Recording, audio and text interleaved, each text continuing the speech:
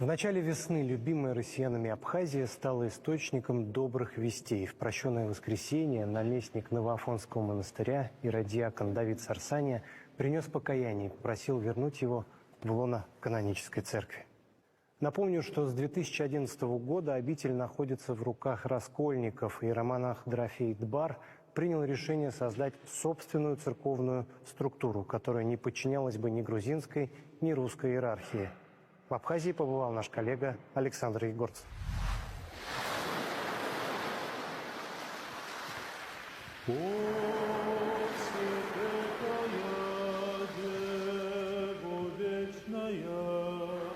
Дева чудная, всесвятейшая, помощь скорая безпомощному, радость чудная безотрадному. Абхазия – благодатный край, сочетающий могучие Кавказские горы и чистейшее Черное море. Щедро наделенная Богом природа, старинные памятники и знаменитые курорты. А еще Абхазия – это страна души, как в переводе на русский звучит название Апсны. Древняя земля, связанная с молитвой, христианской проповедью и подвигом величайших святых – апостола Симона Канонита, мученика Василиска и святителя Иоанна Златоуста. Я тебя молю, всесвятейшую, не отринь мою мольбу грешную. Знаменитый Новоафонский монастырь апостола Симона Канонита. Он основан в 1875 году монахами русского Пантелеимонова монастыря со Святой горы Афон в Греции и при участии российского императора Александра III. В память об этом на фресках изображены святые, небесные покровители основателей и строителей Новоафонского монастыря. Этот монастырь на Абхазской земле стоит по благословению старцев русского на Афоне Свято-Пантелеимонова монастыря. Это прежде всего имена таких великих столпов духовной жизни, как старец иеросхимонах Иероним Соломенцев и первый игумен в XIX веке русского монастыря на Афоне, старец хиархимандрит Макарий Сушкин. Вот духовный сын старца Макария Сушкина, будущий первый игумен и строитель этого всего монастырского комплекса, старец Иерон Васильев, значит, он осуществил благословение и замысел этих старцев. До государственного переворота 1917 года Новоафонский монастырь был одним из главных духовных центров Кавказа. Этот величественный собор и пронзительные росписи показывали глубокую духовную связь с православной культурой России и Византии. Конечно, это особое место для нашей страны, и не только для нашей страны, для всего мира православного. Апостол Симон Канонит – это там, где впервые Христос показал свое божественное происхождение на свадьбе у него. Это наш просветитель. При советской власти в 1924 году монастырь был закрыт, и только после грузино-абхазского конфликта в 1994 году монастырь был возвращен верующим. Но одним из последствий той войны стала неопределенность статуса находящихся в Абхазии приходов. Вот уже 30 лет местные православные пытаются найти выход из сложившейся ситуации. Однако решение канонических проблем не бывает простым, требует много времени и большого терпения, поэтому на сегодняшний день оно еще не найдено. Более того, в 2011 году внутри духовенства произошел раскол, причиной которого стали разные взгляды на будущее православия в Абхазии. Одна из противоборствующих сторон взяла под контроль Новоафонский монастырь. К сожалению, надо признать, раскол сказался на всей церковной жизни страны души. Знаменитый Новоафонский монастырь Абхазии. Я помню, в 2000-е годы здесь всегда было много людей, туристы, паломники. В храме совершались богослужения. Сейчас, как видите, монастырь пуст. Храм закрыт. Даже в эти дни первой седмицы Великого Поста богослужения не совершаются. Результат церковного раскола, который стал большой болью для всей Абхазии. Утром в среду первой седмицы Великого Поста отец Виссарион, старейший священник Абхазии, везет нас в Сухумский собор на литургию. Отец Виссарион, а вы родились где? А где я родился? Да. Кудаутах. Лыхны? Родился в Кудаутском родителям тоже. А это какой год был? 1947. Ой, послевоенный сразу. Отец был на войне, пришел и в 46-м женился, в 47-м родился.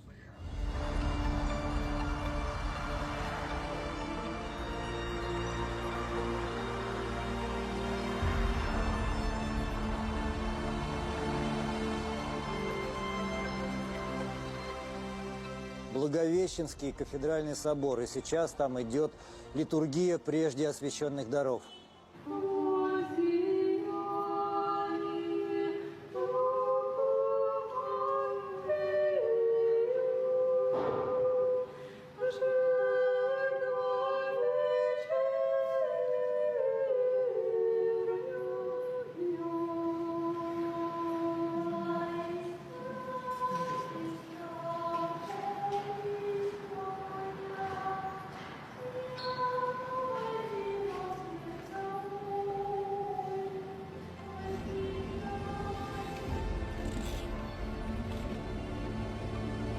Ближе к вечеру отправляемся из Сухуми в горы.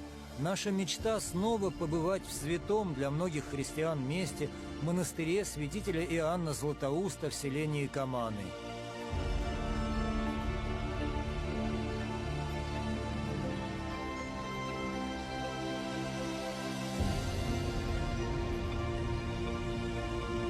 Окруженный горами старинный храм, в левом пределе древняя каменная гробница. Это место кончины и упокоения величайшего богослова и проповедника христианской церкви, святителя Иоанна Златоуста, автора множества молитв и составителя божественной литургии.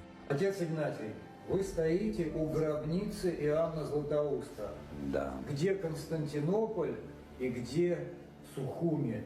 Святитель Иоанн Златоуст обличил императрицу и императора, за что был и сослан. Сослан был в Пицунду, потому что Пицунда считалась специальным местом для ссылок. Эти места были заболоченные, и он шел по малому шелковому пути, и он лежал именно через Каманы. Когда он прибыл сюда в Каманы, ему стало плохо, он был болен, истощен болезнями, истощен был страданиями. Удивительно, миллионы православных христиан по всему миру каждый день читают молитвы, написанные Иоанном Златоустом, причащаются на литургии Иоанна Златоуста, но далеко не многие знают, что великий святой Византийской империи, архиепископ Константинопольский, окончил свой земной путь в ссылке и опале от императора. Иоанн Златоуст скончался здесь, среди этих гор, в Каманском ущелье. И ушел из этого бренного мира со словами «Слава Богу за все, и за скорбь, и за радость». Это были его последние слова, которые знает весь православный мир. Перед вечерней службой канона Андрея Крицкого игумен Игнатий приглашает подкрепить силы скромной трапезой. Стол строго постный, но как же все аппетитно! Овощи, лаваш, маслины, каша и непременная аджика. Вкусная трапеза. Маслины вкусные. Очень. Во дворе на территории монастыря замечаем колоритную живность, барашка и даже страусов, и местную ворону-расхитительницу, в отсутствии хозяев, учиняющую погром на столе.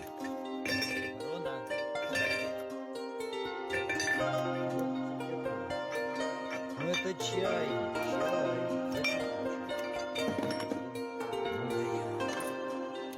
О, ложку штырила.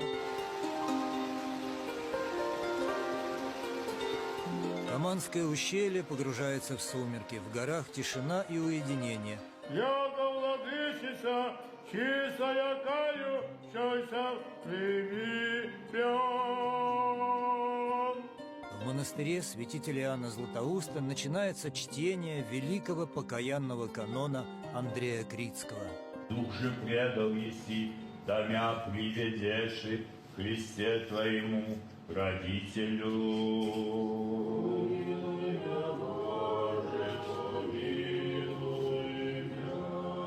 Ну что ж, исполнилась давняя мечта. Мы вновь, 20 лет спустя, посетили монастырь святителя Иоанна Златоуста в Каманском ущелье. Тогда еще все стены хранили следы войны. Над гробницей святителя Иоанна простреленные стекла, осколки. Сейчас в храме идут богослужения, и в данный момент продолжается чтение канона Андрея Критского.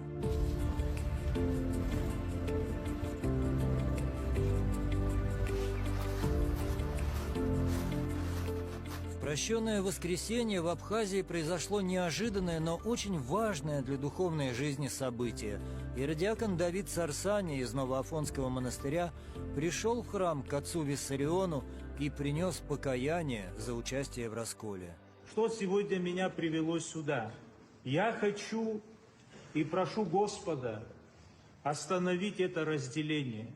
Но я хочу, чтобы все мы были вместе, чтобы в Новоафонском монастыре была монашеская молитва каждый день, чтобы священный монастырь не был местом интриг, чтобы он не был местом разделения или борьбы за что-либо. Поэтому я пришел сюда и говорю: простите меня, дорогой отец Виссарион, и все братья, отцы, и весь народ Божий, за то, что я причинил вам боль разделения, за то, что я нанес вам рану, но благодарю Господа, что Он дает мне возможность прийти. За этими ранами, за этими ранами стоит воскресенье. Аминь. Христос, истинный Бог наш. Сколько ран имел, сколько всего, но что впереди? Терпение. Спасибо. Я, слава Богу, выдержал. И я обнимаю вас. Отец Виссарион прямо по-библейски и по-отечески принял возвращение отца Давида. Растроганные прихожане стояли со слезами радости. Это было с его стороны, то, что он делал до этого, это было пагубно для него. И что он сумел остановиться и отказаться от того делания, которое он делал до этого, это для него спасение. Брат кается, он прощается, и поэтому в первую очередь он сделал для себя очень такой важный спасительный шаг. Да, конечно, многие могут его не понять сейчас. В том же и в Новом Афоне, те, которые там вот не сумели понять, что такое вообще православие. Это покаяние.